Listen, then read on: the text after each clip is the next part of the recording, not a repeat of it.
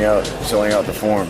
First Madison Square Garden, now the Forum. And he's doing it because the fans just want to see him in the ring, regardless of who he fights against. Tom, obviously. Dante's Boxing Nation.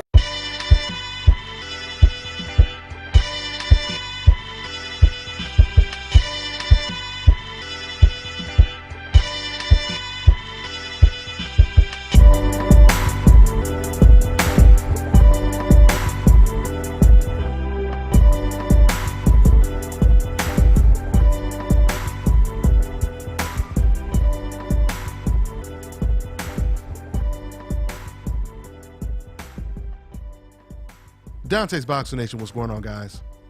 Well, I tell you, today is definitely a very, very interesting day in the sport of boxing.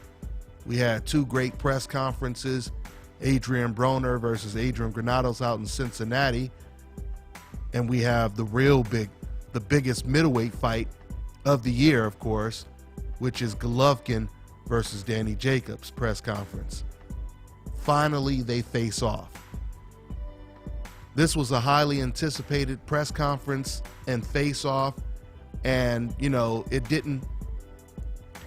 I like the fact that they opened up questions to the media, and it was interesting because someone asked Gennady Golovkin who was the hardest puncher he ever faced, and I thought his answer or his response to that question was a little odd, because he was asked who was the hardest puncher he ever faced. And for some reason, Gennady Golovkin, he understood the question because it was translated to him, but he didn't want to reveal who was the hardest puncher he ever faced. He just basically said, everyone has power. I've never been knocked down before. It just makes me wonder why, he didn't want to just be a little humble when it came to that question and just be like, oh, it was this guy, it was that guy. Because we already heard, I believe it was his trainer, and not Golovkin, who already said that Curtis Stevens was the hardest puncher.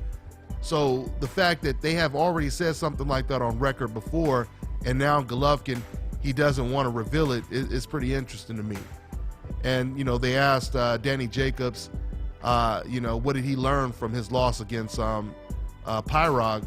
And, of course, he just said, he learned to make sure that he's mentally ready for anything. And it's so funny that he brought up the psychological aspect of things, because I was just talking about on the radio show just the other day, I was just saying this is going to come down to how strong Danny Jacobs is psychologically. How is he going to deal with getting hit by Golovkin for the first time? Is that going to make him fight harder and better, or is he going to cave under pressure? And is he going to become gun shy like David Lemieux did? That's a question that will be answered in March. The press conference definitely succeeded expectations. When they faced off for the first time, they both looked ready, despite the fact that Danny Jacobs has been knocked out before and he's a heavy underdog in this fight. You can see this is definitely a different type of opponent that Gennady Golovkin is used to facing. Now, once again, we really don't know if Danny Jacobs, everyone keeps talking about Danny Jacobs' chin, everyone keeps questioning his chin. There's been professional fighters like Curtis Stevens. He even said that, Danny Jacobs' chin won't hold up. So we'll see. I'm not ready to say Danny Jacobs doesn't have a chin, because just being knocked out doesn't suggest you don't have a chin. I've said it before and I'll say it again. Manny Pacquiao, he was knocked out twice before he reached pound-for-pound status.